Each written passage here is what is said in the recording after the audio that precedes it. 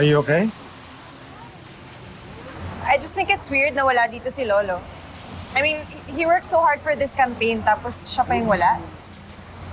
Ano kaya yung mas importanteng kailangan niyang unahin?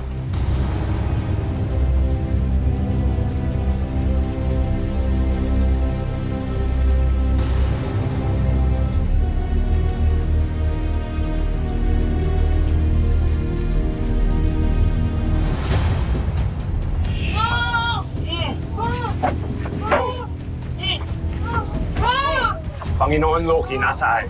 Pinagpunta niya ako rito para ibigay ang hudyat ng pagsalay. Tagal nang hinihintay mga kapatid na huton. Oras na bumaha ng dugo sa Midgard.